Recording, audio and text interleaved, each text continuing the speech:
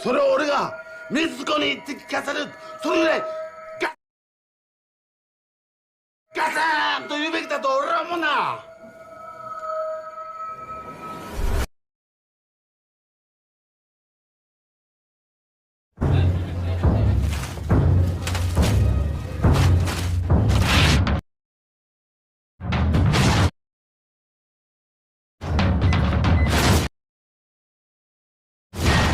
Film ini menceritakan tentang seorang pria bernama Samoto. Dia adalah kepala keluarga yang kurang tegas dan terkesan selalu mengalah. Ini anaknya Mitsuko dan ini istrinya Taiko. Taiko ini merupakan istri kedua Samoto setelah istri pertamanya meninggal dunia. Samoto sendiri memiliki sebuah usaha toko ikan hias dan setiap harinya dia mencari nafkah hanya di sini. Pada adegan ini mereka terlihat sedang makan bersama dan tiba-tiba pada saat itu Mitsuko mendapatkan sebuah telepon dari pacarnya dan memutuskan untuk pergi pada saat itu juga. Samoto yang terlihat keberatan, namun karena sifatnya yang kurang tegas, dia pun tidak bisa mencegahnya dan membiarkannya pergi begitu saja. Scene berpindah setelah makan, dan rupanya si Samoto ini sedang ingin melakukan kegiatan push rank, tetapi Taiko menolaknya mentah-mentah. Kasian banget jir, mentah-mentah. Tak lama kemudian Samoto mendapatkan panggilan dari manajer sebuah minimarket bahwa Mitsuko ketahuan mencuri dan akan dilaporkan ke polisi.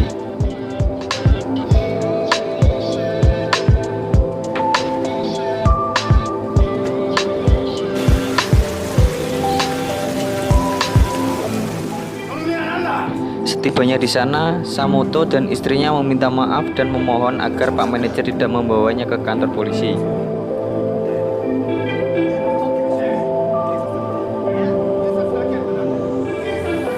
Tiba-tiba muncul seorang aki-aki yang mirip kakek Sugiono, muncul dan ikut duduk di sana. Orang itu bernama Murata, dan pria itu rupanya kenalan dari Pak Manajer tersebut sekaligus saksi dari kejadian pencurian itu.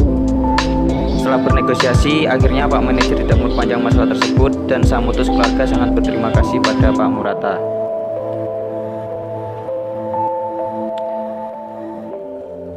Tak diduga, ternyata Pak Murata ini pun juga seorang pengusaha ikan hias sama seperti Samoto. Murata pun kemudian mengajak Samoto keluarga pergi ke tokonya saat itu juga. Dan dilihat dari mobilnya dapat disimpulkan bahwa Murata ini adalah seorang pengusaha yang sukses. Setibanya di sana, Samoto keluarga dibuat terkejut dengan kondisi toko ikan hiasnya yang sangat mewah dan luas. Sembari melihat-lihat toko ikan Pak Murata, kemudian ada seorang wanita cantik dan seksi. Dia ini ternyata adalah istri dari Murata yang bernama Aiko. Kemudian Pak Murata mengajak anak Samoto untuk bekerja di tempatnya. Melihat reaksi anak dan istrinya yang bahagia, Samoto pun mengizinkannya. Keesokan harinya Mitsuko mulai bekerja di toko Murata dan kemudian dia memperkenalkan diri di depan teman-temannya. Kemudian Samoto izin pulang untuk mengurusi toko ikannya, meninggalkan istri dan anaknya di sana. Tak lama kemudian sifat agresif Murata yang sesungguhnya muncul dan mengajak Taiko, istri Samoto, untuk melakukan adegan mantap-mantap.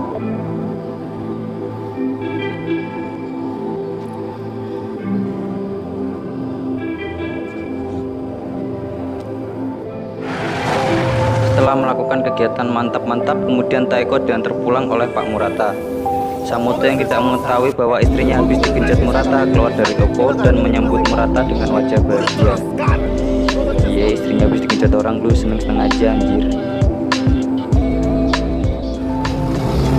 Setelah itu Murata berpamitan untuk pulang dan kemudian scene berpindah di dalam toko ikan milik Samoto. Dan Samoto dibuat terkejut karena si Taiko tiba-tiba berubah 180 derajat. Yang tadinya pemurung sekarang menjadi ceria dan agresif banget.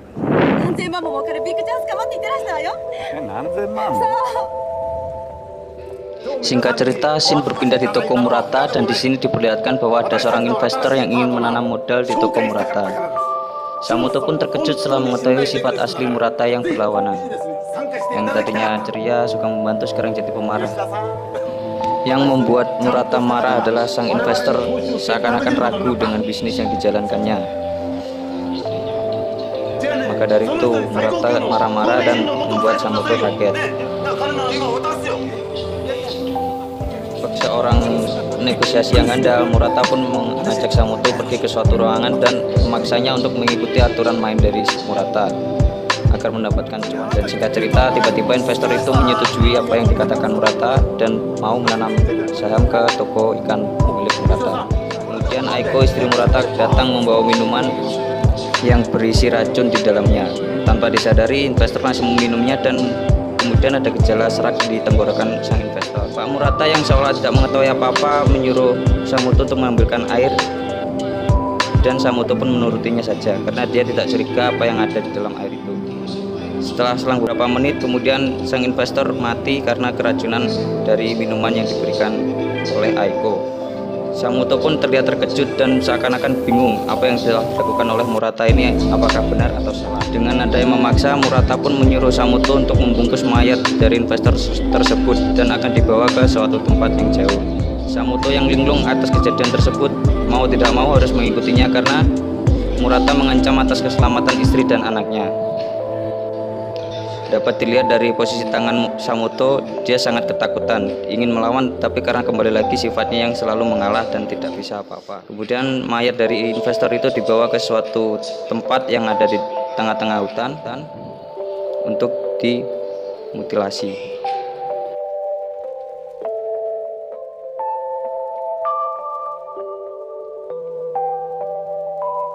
Setibanya di sana, mereka berdua bergegas mengeluarkan mayat tersebut dari dalam rumah. Setelah mayat diangkat ke dalam rumah, mayat itu akan ditaruh di kamar mandi dan akan siap dieksekusi atau dimutilasi. Samuto yang tidak kuat akan hal tersebut, dia memutuskan untuk keluar dan mencari darah. Samuto mendapatkan panggilan dari Murata untuk masuk lagi ke dalam. Mau tidak mau, dia harus menurutinya. Setelah masuk rumah, betapa terkejutnya Samuto melihat apa yang Murata dan istrinya lakukan. Ya, mereka sedang mencincang-cincang daging manusia. Tanpa rasa bersalah, Murata dan istrinya kemudian menertawakan mayat tersebut dan menertawakan Samuto yang tidak kuat akan hal tersebut. Tak berhenti dari situ, Murata dan istrinya tertawa seolah-olah tidak pernah terjadi pembunuhan. Dasarnya mereka psikopat kali ya. Setelah tubuh sang investor dicincang habis, kemudian tulang-tulang mereka dikumpulkan jadi satu dan akan dibakar oleh Samuto. Di sini cuma bakar-bakar doang anjir. Mereka berpindah ke suatu sungai dan akan membuang abu mayat tersebut di sungai ini. Kalian lihat betapa bahagianya Murata membuang daging dan abu tulang belulang ke air tersebut, seolah-olah dia menikmati apa yang telah dia lakukan. Setelah kejadian tersebut, Samuto terlihat shock dan tidak bisa melakukan apa-apa. Kemudian dia pulang, mampir ke minimarket dan dia membeli sebotol minuman. Setelah membeli minuman, dia pun bergegas untuk pulang dan mengetahui bahwa istrinya sedang mandi. Adegan ini disensor dulu ya guys. Setelah kejadian itu, Samuto pun tidak bisa tidur. Dia terbayang-bayang terus. Kemudian dia ke dapur untuk minum sebuah air untuk menenangkan dirinya. Setelah itu scene berpindah keesokan harinya. Samuto mencoba untuk membawa anaknya pulang. Belum sampai dia berbicara dengan anaknya, kemudian Aiko mengajaknya untuk ke atas. Setelah sampai di atas, rupanya ada beberapa orang di sana yang berkumpul. Rupanya di atas sudah menunggu Pak Murata, Mr. Tutsui, sama Mr. X. Tak lama kemudian datang segerombol Yakuza ke tokonya Pak Murata. Rupanya bos dari Yakuza tersebut adalah kakaknya. Setelah mengetahui mereka didatangi segerombol Yakuza, Pak Murata pun seolah-olah tidak pernah melakukan apa-apa. Ketika Pak Murata dipaksa untuk bicara tentang keberadaan adik dari si Yakuza tersebut, Pak Murata seolah-olah tidak mengetahui keberadaan adik dari si Yakuza tersebut. Tetapi si Yakuza tidak menyerah sampai situ. Dia terus memaksa Murata untuk mengungkap kebenarannya. Tapi kemudian Murata mengeluarkan jurus tangisannya yang membuat si Yakuza iba. Entah karena si Yakuza sudah menyerah, lalu dia pergi meninggalkan toko Murata tersebut. Setelah si gerombolan Yakuza tersebut pergi meninggalkan toko, Samuto pun juga ikut pulang ke rumahnya sendiri. Tetapi sebelum menaiki mobil, dia dihentikan oleh seorang polisi yang ingin mengungkap kebenaran seorang Murata.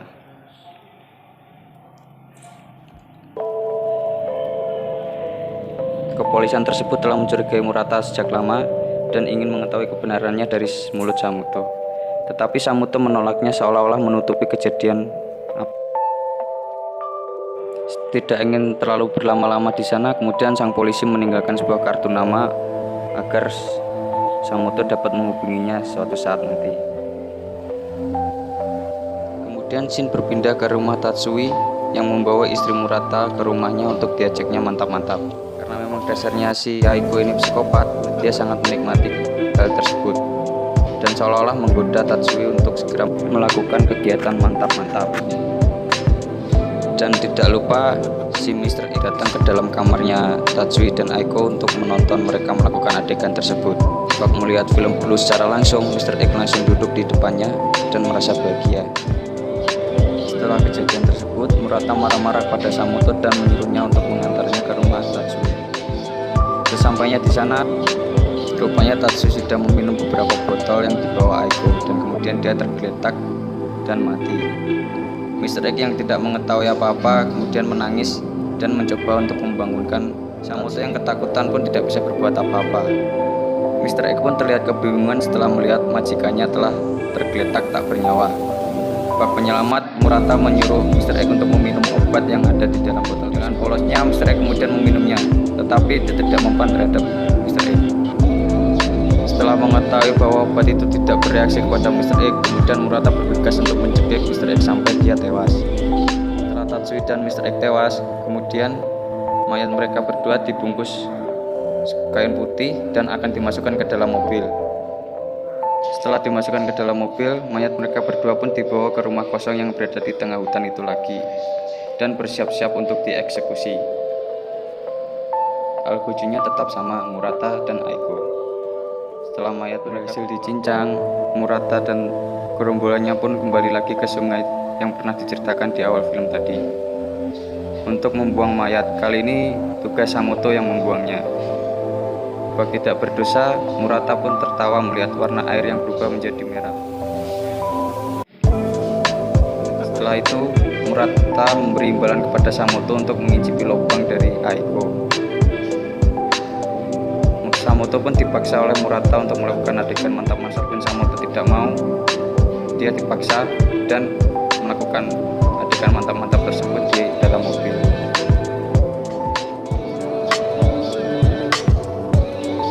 Setelah kejadian mantap-mantap itu dimulai, kemudian Samuto menusukkan sebuah pulpen ke leher Aiko yang membuat Aiko berdarah, dan kemudian giliran Murata yang ditusuk dengan pulpen oleh Samuto. Setelah kejadian tersebut, Aiko tidak mati. Bahkan dia malah merasa bahagia telah ditusuk oleh Samuto. Setelah kejadian tersebut, Aiko diperintah oleh Samuto untuk membawa mayat Murata ke tempat pencincangan seperti biasa. Dan anehnya, Aiko menurut saja. Setelah melakukan adegan penusukan dengan pulpen tadi, Samuto kemudian pulang dan mengumpulkan semua keluarganya, yaitu Mitsuko dan Taiko, untuk diajaknya makan malam bersama. Bagi orang yang berbeda, Samuto pun jadi temperamental dan suka marah-marah. Taiko pun menuruti permintaan dari Samuto untuk makan bersama. Bagi seorang psikopat, Samuto pun tertawa sinis melihat istrinya. Taiko pun terlihat ketakutan. Dan Mitsuko juga terlihat sangat murung karena mengetahui sifat ayahnya yang sudah berubah. Setelah makan-makan, kemudian Samuto pergi ke rumah yang berada di tengah hutan sembari menelpon polisi yang pernah ditemuinya dan memberitahu lokasinya kepada polisi untuk segera datang. Setelah sampai di rumah tengah hutan, Samuto pun melihat Aiko yang sedang memotong-motong tubuh Murata. Kemudian Aiko pun juga dibunuh oleh Samuto. Setelah pembunuhan itu, Samuto duduk di depan rumah sembari menunggu polisi datang. Polisi datang pun dengan membawa keluarganya, anaknya dan istrinya. Taiko yang melihat suaminya berlumuran darah kemudian mendekatinya dan Taiko pun tertusuk. Setelah itu Taiko pun mati di tempat. Kemudian Samuto menghampiri anaknya dan memberikan pesan-pesan terakhirnya sebelum dia pergi meninggalkan anaknya sendirian.